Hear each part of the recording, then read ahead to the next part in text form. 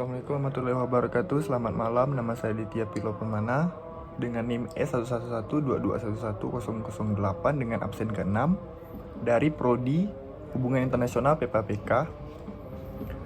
Di sini terkait tugas UTS Militer dan Politik yang diampu oleh Ibu Uli Nuzulian.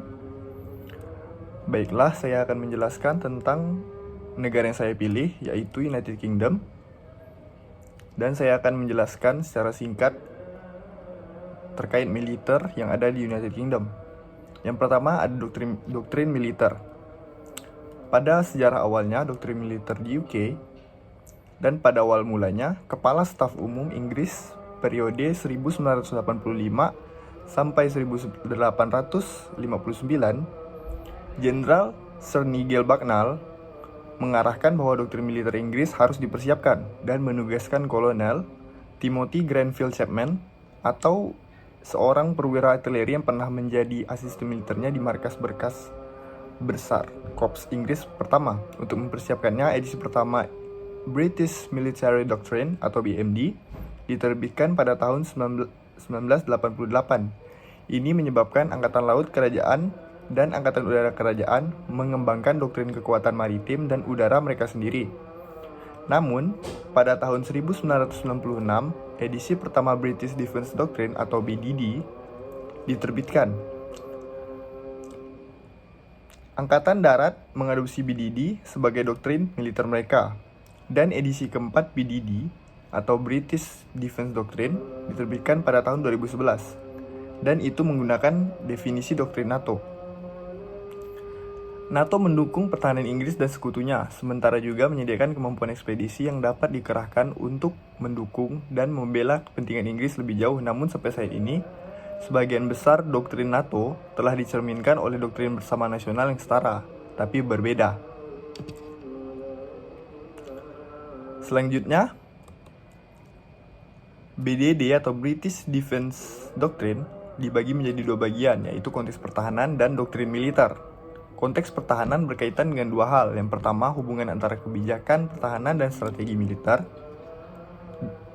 dan sambil menyoroti kegunaan kekuatan menekankan pentingnya mengatasi masalah keamanan melalui pendekatan yang komprehensif, bukan militer secara eksklusif. Kedua, menguraikan sifat dan prinsip perang. Tiga, tingkat peperangan, yaitu strategis, operasional, dan taktis, dan karakternya yang berkembang. 10 prinsip perang adalah versi halus dan diperpanjang dari yang muncul di FSR antara dua perang dunia dan berdasarkan karya J.F.C. Fuller. Selanjutnya, doktrin militer ini sendiri terdiri dari doktrin bersama nasional, doktrin lingkungan tingkat tinggi, doktrin taktis, doktrin sekutu, dan doktrin yang diadopsi atau diadaptasi dari mitra koalisi ad hoc. Bagian ini juga membahas tiga hal. Yang pertama, menggambarkan kemungkinan pekerjaan Angkatan Bersenjata Inggris dalam mengejar tujuan dan sasaran kebijakan pertahanan. Selanjutnya, tentang tiga komponen kekuatan tempur, yaitu komponen konseptual, fisik, dan moral, dan kekritisan konteks operasi untuk penerapannya yang efektif.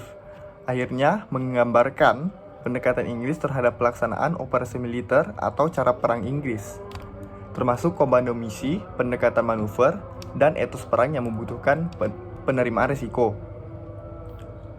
Selanjutnya ada military mission dan civic mission. Untuk military mission atau civic mission selama 5 tahun terakhir, seperti contohnya deployment pasukan British di Afrika, Jerman, Irak, dan lain-lain. Dan di sini saya akan mengambil salah satu dari masing-masing mission itu. Untuk military mission, yaitu deployment pasukan British di Afrika, yang dimana jumlah terbesar pengerahan angkatan bersenjata British di luar negara British saat ini sedang berlatih atau beroperasi di Afrika.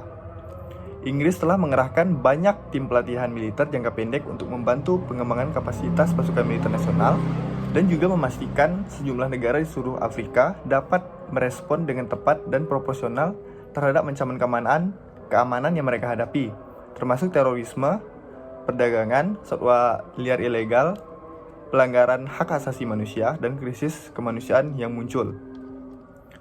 Selanjutnya, Angkatan bersenjata British juga membantu membuat dunia lebih stabil dan mereka membantu menjaga negara agar tetap aman dan terlindungi.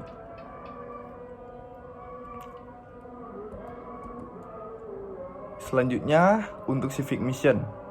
Civic mission saya akan mengambil contoh yaitu dari plan dari Civic Voices tentang tujuan besar Pontefract Civic Society untuk Heritage Open Days, yang dimana sejak 1991 ketika The Gosport Society, Berwick mengatakan Civic Society dan lainnya menguji coba European Open Days di Inggris. Civic Society telah berada di garis depan Heritage Open Days.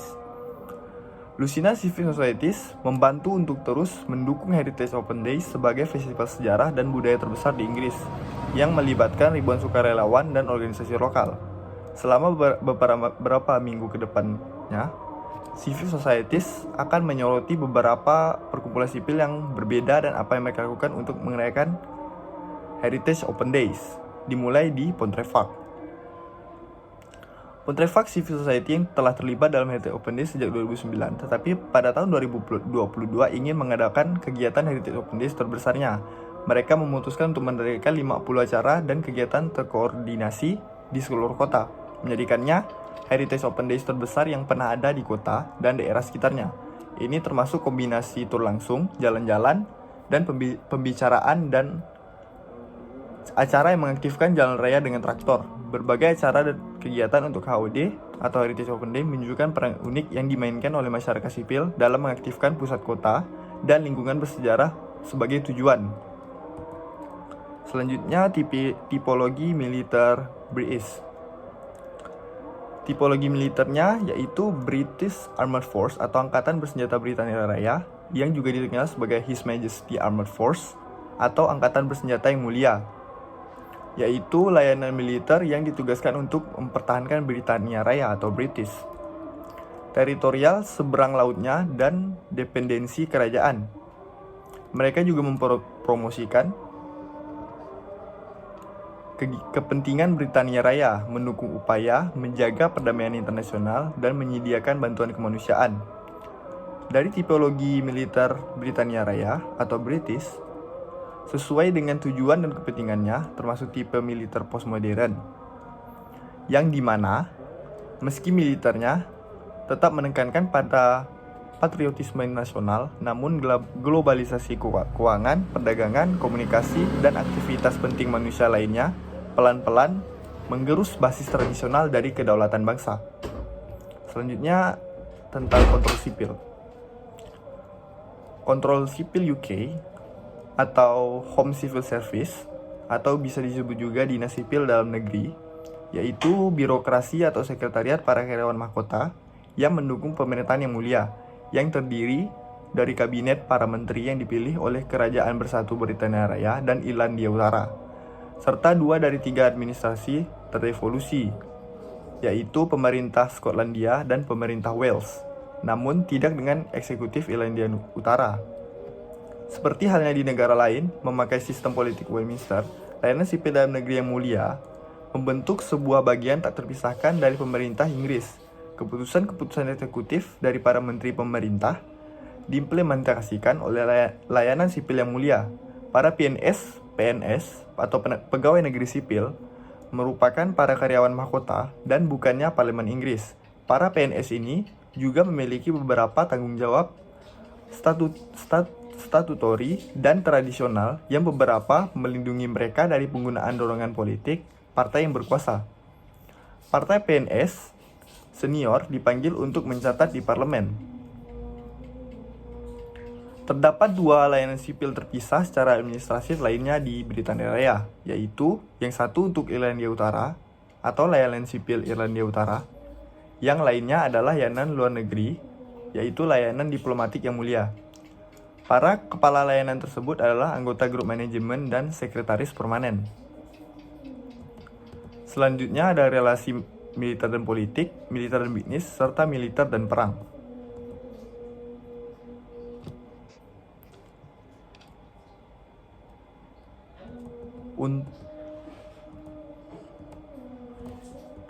Untuk militer dan politik, yaitu seperti contohnya UK sebagai salah satu anggota tetap Dewan Keamanan PBB, anggota negara-negara persemakmuran G8, G7, G20, NATO, OECD, WTO, Majelis Eropa, OSCE, dan Uni Eropa. British juga memiliki hubungan istimewa dengan Amerika Serikat dan menjalin kemitraan yang erat dengan Prancis dalam pengembangan senjata nuklir. Untuk militer dan bisnis, sektor jasa mendominasi perekonomian British dengan menyumbang sekitar 80% dari PDB. Atau industri jasa keuangan merupakan industri yang paling penting bagi Britania Raya. Dan London adalah pusat keuangan terbesar di dunia.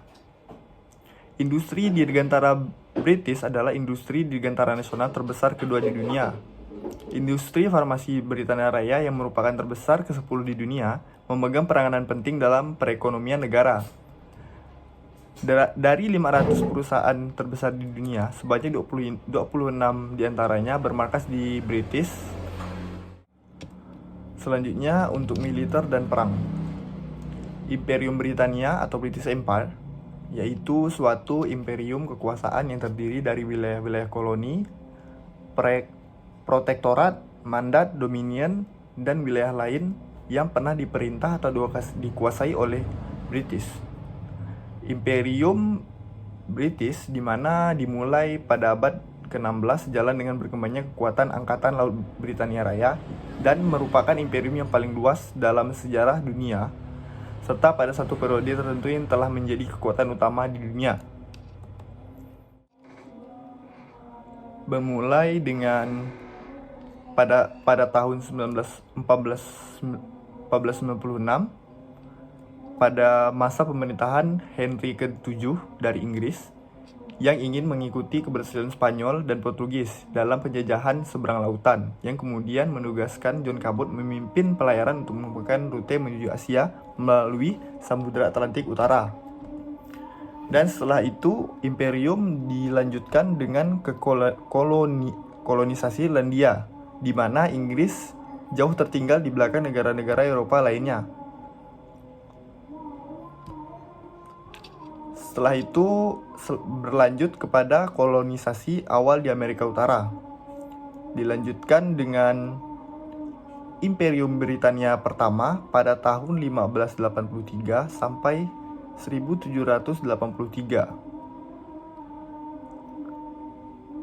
Setelah itu dilanjutkan dengan Imperium Britania kedua yang dimana dimulai dari penguasaan India, berlanjut ke lepasnya 13 koloni, penjajahan Pasifik, peperangan dengan Napoleon, pendudukan Hindia Belanda, dan diakhiri dengan Imperium kedua dengan penghapusan sistem perbudakan di Britania Raya.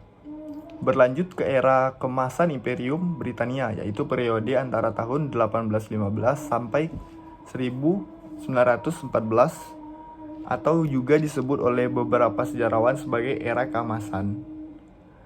Ketika lebih dari 26 juta kilometer persegi luas wilayah dan sekitar 400 juta penduduk menjadi bagian dari Imperium Britania.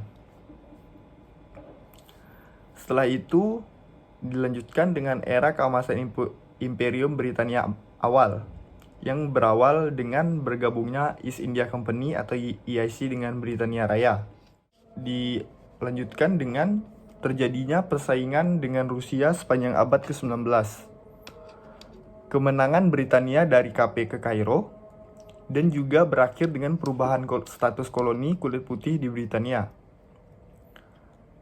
Terus berlanjut dari Perang Dunia Pertama hingga Perang Dunia Kedua, dan dilanjutkan dengan dekolonisasi dan keruntuhan pada tahun 1945 hingga 1997, yang dimulai dengan awal kemunduran kemerdekaan India dan berakhir dengan akhir dari Imperium Britania, termasuk pemberian kemerdekaan kepada Rhodesia atau Zimbabwe, Hebrides baru sebagai kepulauan Vanuatu pada tahun 1980, dan Belize pada tahun 1981, menandakan bahwa selain pulau-pulau kecil yang bertaburan, dan juga proses dekolonisasi koloni-koloni Britania yang dimulai setelah Perang Dunia Kedua sudah selesai.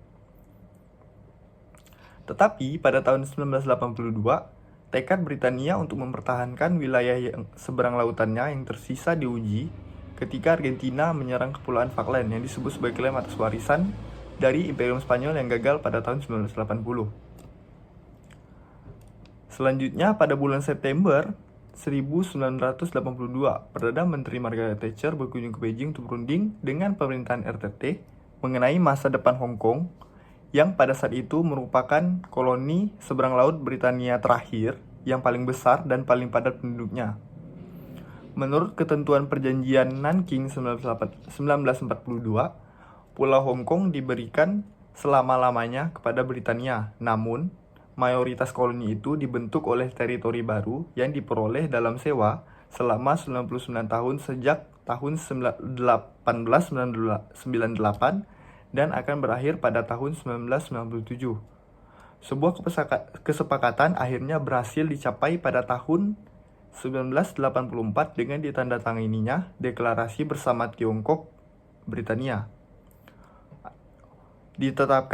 Hong Kong ditetapkan sebagai daerah administratif khusus Republik Rakyat Tiongkok yang diizinkan untuk mempertahankan gaya hidupnya sekurang-kurangnya 50 tahun. Upacara penyerahan Hong Kong pada tahun 1997 ditandai oleh banyak pihak, termasuk Pangeran Charles sebagai akhir dari Imperium Britania. Itu saja penjelasan dari saya. Maaf jika ada salah kata. Sekian dan terima kasih.